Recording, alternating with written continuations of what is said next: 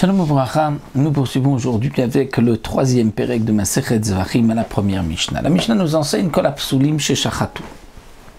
Toute personne qui est pasoul, qui a égorgé, eh bien la shrita tokshera. C'est-à-dire que dans un korban, la shrita ne doit pas être faite obligatoirement par un Kohen. Elle peut être faite aussi par un Israël ou par tout homme qui est pasoul, c'est-à-dire de quel psoul il s'agit, même si c'est quelqu'un qui est balmoum, qui a un défaut, il peut faire la shrita.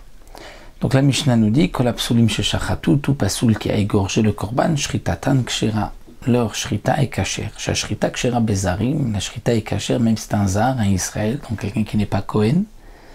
Ou bien benachim, même une femme peut faire la shrita d'un korban, ba'avadim, un esclave, ou batmeim, même un homme tamé, afilu bekoche kodashim, même si c'est un korban koche kodashim, donc les korbanotes qui sont dans cette catégorie de très saint, très kadosh, c'est-à-dire ola, khatat, hacham.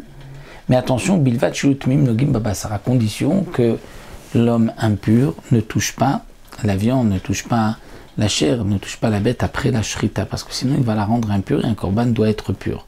Donc la Mishnah vient nous dire que même un homme impur peut faire la shrita, mais attention, il ne doit pas toucher ensuite le korban. Donc comment va-t-il faire la shrita sans toucher le korban?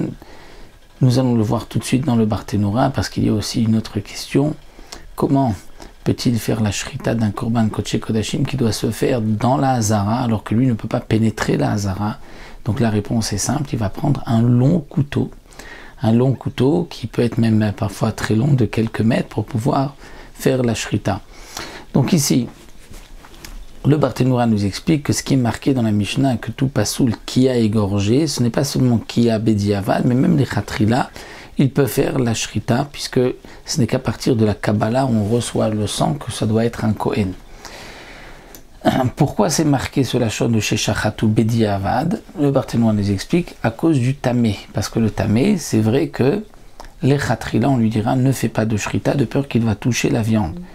Ce qui est marqué dans la Mishnah, c'est que bediavad, le tamé, s'il n'a pas touché la viande, c'est kasher, puisqu'il ne l'a pas rendu impur. Donc le tamé qui a égorgé les kodashim, obligatoirement, dit le Barthénoura, puisqu'il ne peut pas rentrer dans la hazara, c'est qu'il a pris un long couteau et il a fait la shrita de la bête qui, elle, se trouve dans la hazara. Et il faudra dire aussi que c'est un tamé sheretz qui a touché un reptile mort et que donc lui devient rishon et il ne rend pas impur le couteau. Parce que si lui était tamé met, il avait touché un mort, à ce moment-là, il rend impur le couteau et le couteau pourra rendre impur le korban, puisque le rishon ne rend pas impur un keli, le couteau, alors que s'il a touché un mort, lui-même est avatuma et il peut rendre impur le couteau. Ou alors il faudra dire, même si c'est un tmémet, mais il n'a pas utilisé un couteau en métal, mais un morceau de roseau qui a été bien aiguisé, bien arrangé pour pouvoir faire la shrita. Les fichar, donc la Mishnah poursuit, nous dit les fichar impostim b'marshava, puisque toute personne peut faire la shrita et que la shrita est kasher.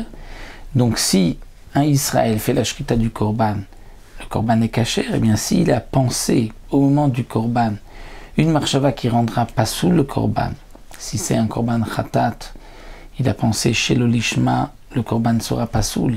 Si c'est un n'importe quel korban, il a pensé chutz lizmano, sera pigoul, chutz imkomo, comme nous l'avons vu dans le pérec précédent, en dehors de l'endroit admis par la Torah. Là, dans ce cas-là, c'est aussi pasoul, mais il n'y a pas de karet. Donc, la shrita est kshera par n'importe qui, mais vechulam shekiblu et adam, si un de tous ceux qui ont été mentionnés a récupéré le sang en pensant chutzizmano vechutzimkomo, par exemple manger ou bien brûler les graisses en dehors du temps, donc après le temps fixé par la Torah ou en dehors de l'endroit désigné par la Torah, eh bien quel est le din, puisque un zar, un Israël ne peut pas faire la Kabbalah. Et en plus, au moment où il a récupéré le sang, il a eu une marshava qui normalement rendrait pas soul, mais lui n'est pas kasher. Alors, qu'est-ce qu'on va dire?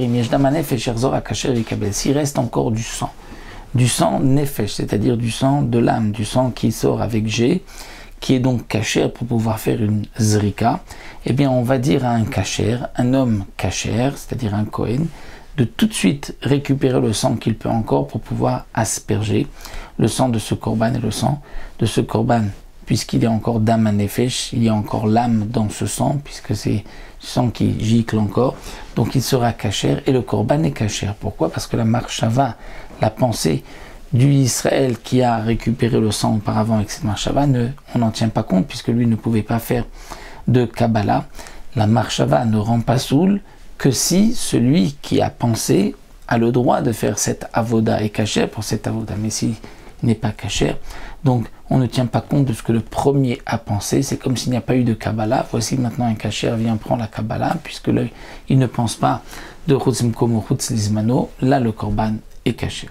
Voici ce que donc le Tana de la Mishnah nous enseigne ici.